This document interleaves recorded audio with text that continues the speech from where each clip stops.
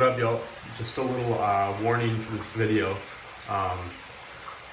So many fucking things are out of order, and the reason for that being is because there were so many things that trying to explain them all at once and keep it all in one timeline was fucking hard. Also, I have horrible ADD, so that doesn't help with that. But yeah, so if you're confused, like, oh, I thought that happened, that's why. Take it with a grain of salt. All these things did happen. Probably not in the timeline that I told you perfectly or near perfect. But with that said, enjoy the video, guys. How's it going, guys? It's Kai here. Here with another banger, man. This is one of the most requested ones out of my friends. Mainly because they don't know much of the details about what happened. So, I'm gonna just cut right to the chase, man. Well, first off the rip, drinking coconut water. The best motherfucking drink on planet Earth.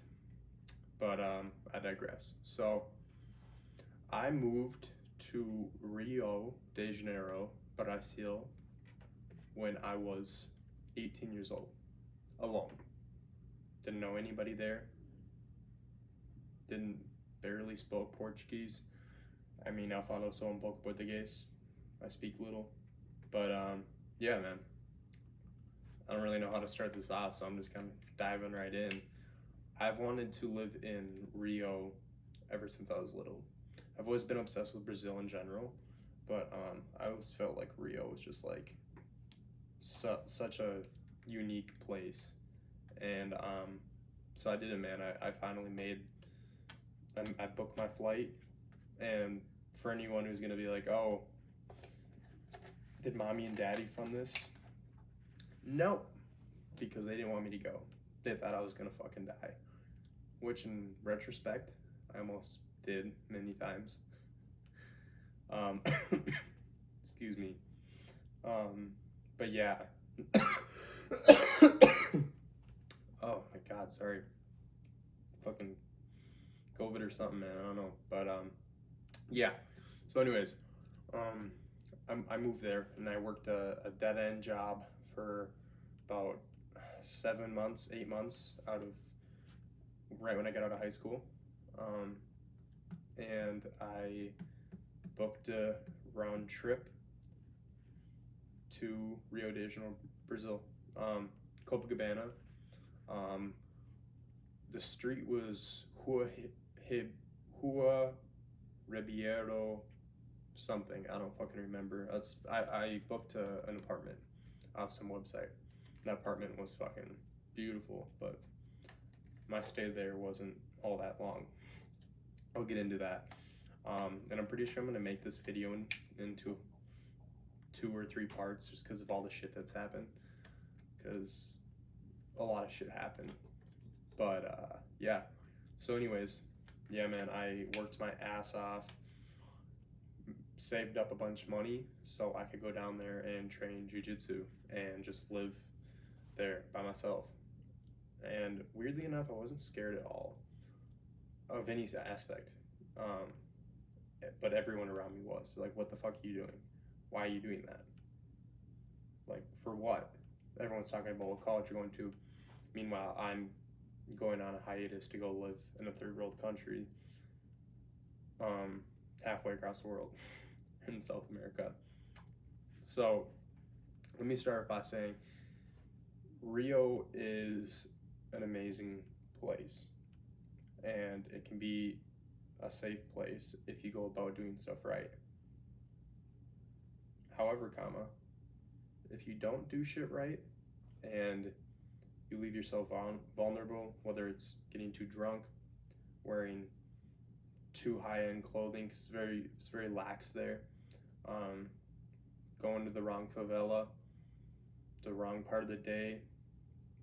Don't film in the favelas. Sorry, I'm getting ahead of myself. But yeah, I just want to say that I'm not getting down on this place because this place still has my heart. I plan on going back, maybe in a year or two, when there's not people there that want to shoot me. No, but so I booked the flight, and remember the day I left, I was like, fuck, this is real. This is happening. So I booked my flight, and I hopped on a plane, man, and my first stop was Houston. So I went from Houston to Sao Paulo. Yeah, Houston to Sao Paulo to Rio. I think the flight from Sao Paulo to Rio was like GOL or something, but I flew United from uh, Minnesota to Houston. Yeah, but the flight, all in all, with like layovers and stuff, was like 27 hours. So that fucking sucked, but then I arrived, man. It was fucking crazy. Got off the plane. I'm like, holy fuck, I'm in Brazil. I still remember that feeling, you know. It's a crazy feeling, but yeah, I'm gonna try to stop saying so much, because I know you're not supposed to do that, but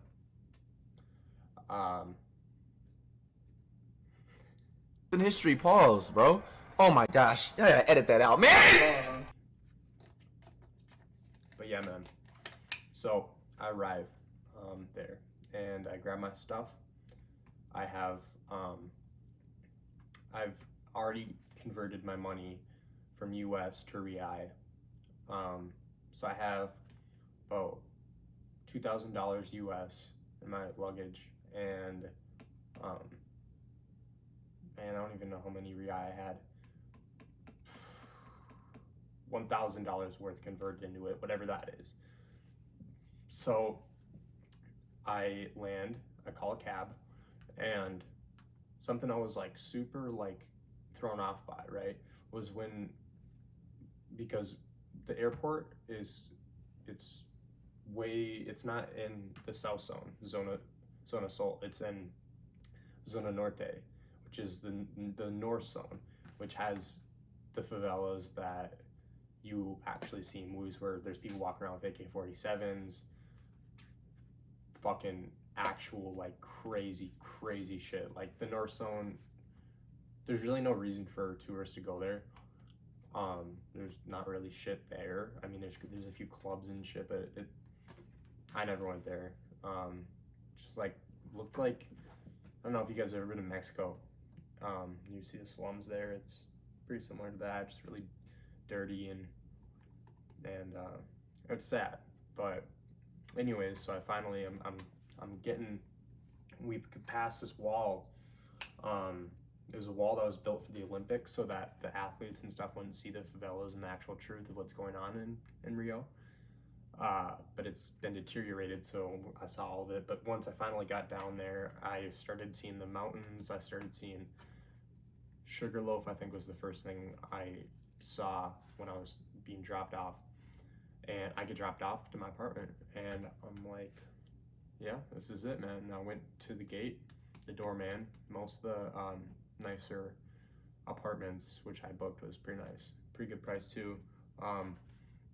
They have doormen and gates. So I go up the elevator, and I unpack my stuff, and I go walk around, man, and I'm like, holy fucking shit, this is real. First thing I noticed off the rip, it's fucking hot, dude. I went there during our winter, so their summer. And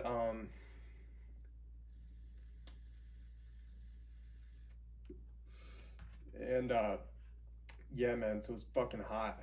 So sweating, fucking, I didn't care though, man. I was finally where I wanted to be for so long. So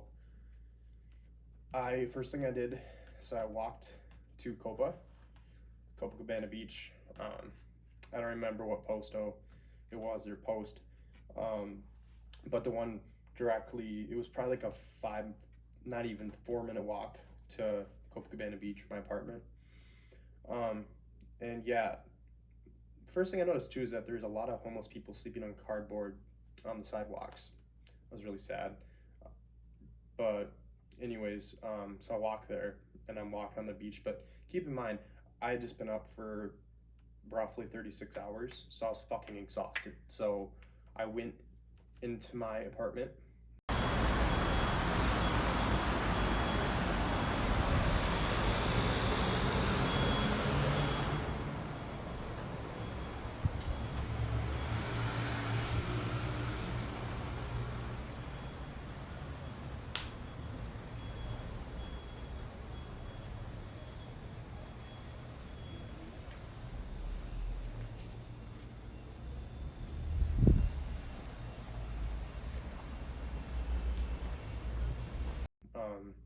Met my roommate, my landlord,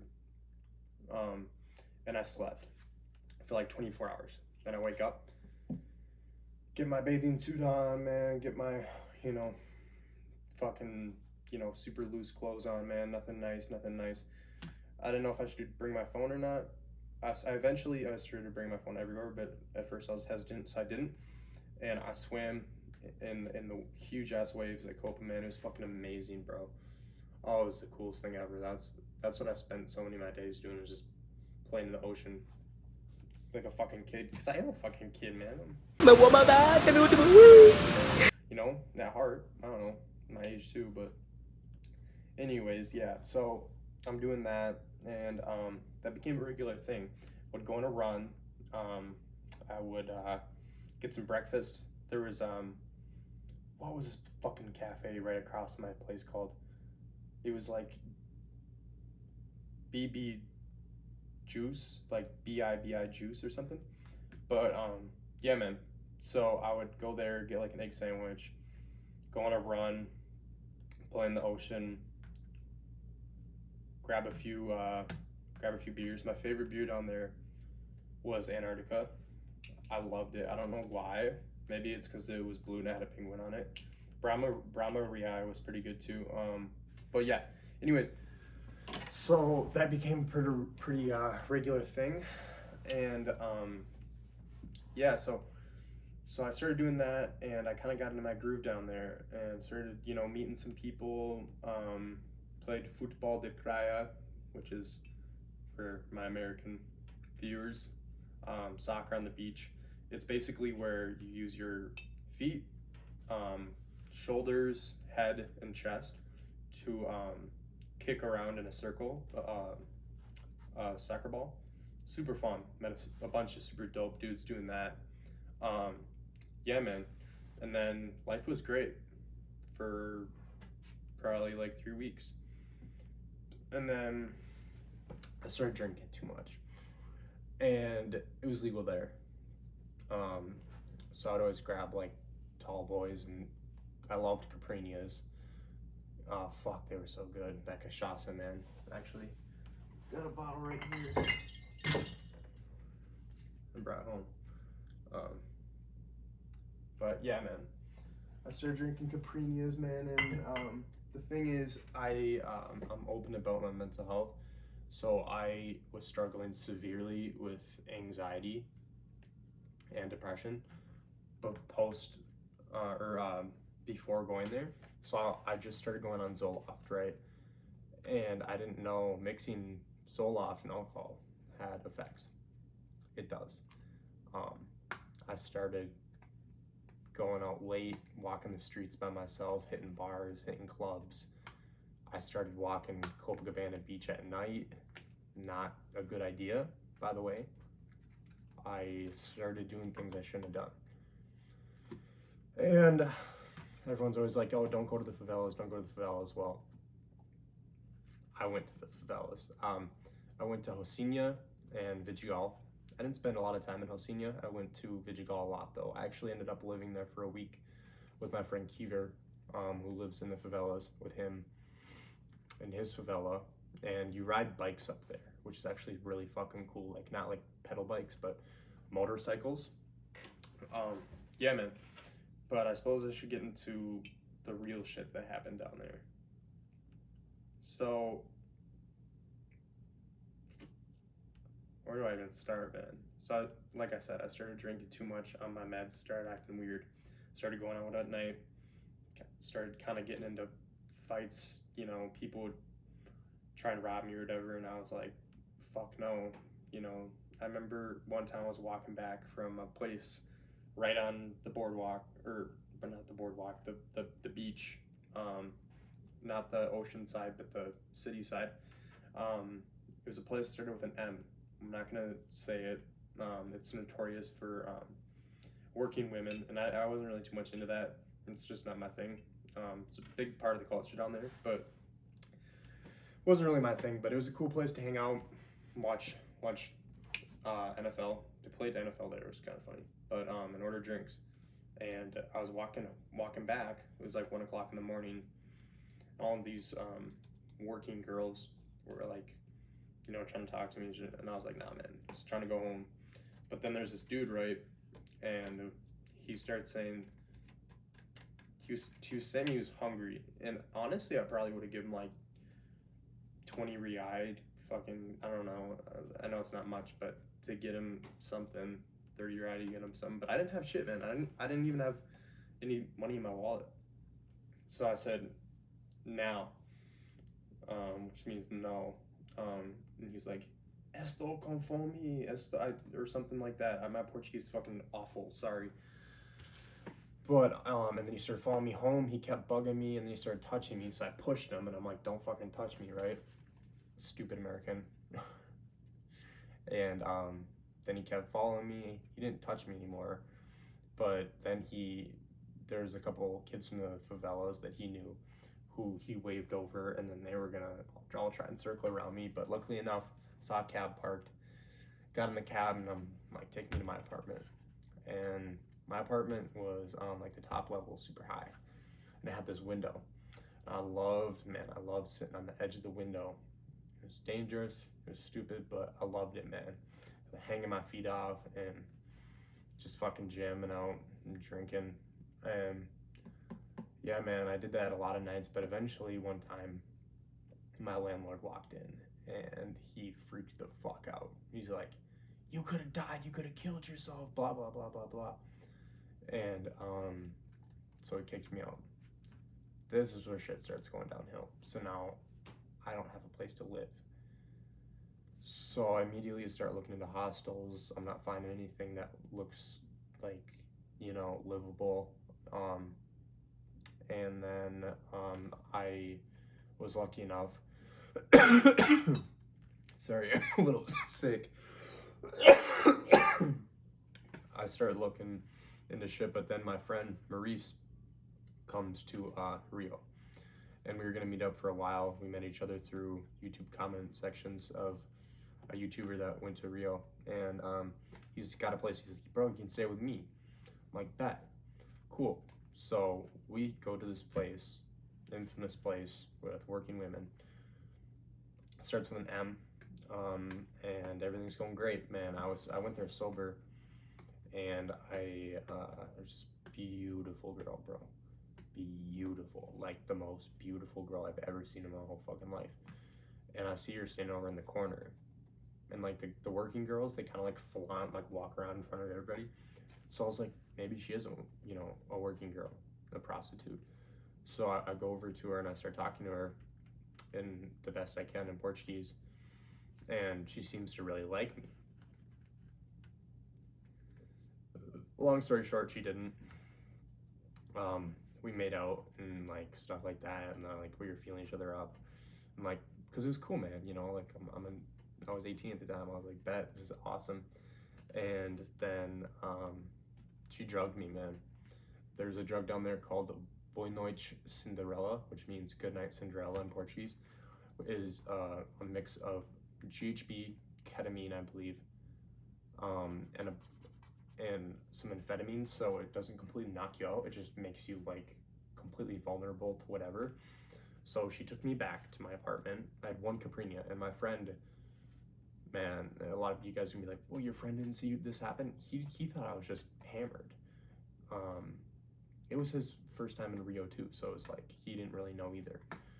But yeah, she took me into the cab, and I guess I took like a few sips of my Caprini, and I was just like I talked to the workers, the waitresses there the next day. They said I took a few sips of my Caprina and just like went limp and I couldn't even walk. I was falling over and stuff. And then she took me to my apartment. Here is a perfect example of what I was talking about in the beginning of the video. You guys are probably like, what the fuck? What do you mean your apartment? You got kicked out of your apartment. This was before that happened. So there. Yeah, I know. I'm all over the fucking place. Bear with me, guys. Enjoy.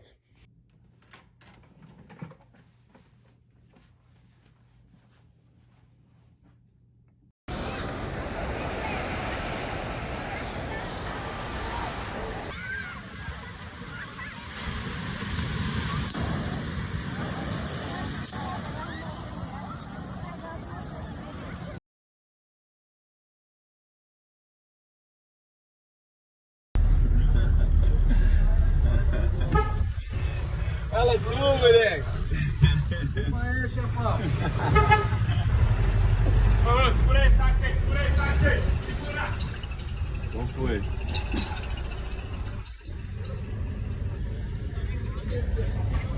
Só pedir pro cara pagar a filmagem, por favor, não pode descer filmando não. Ele tá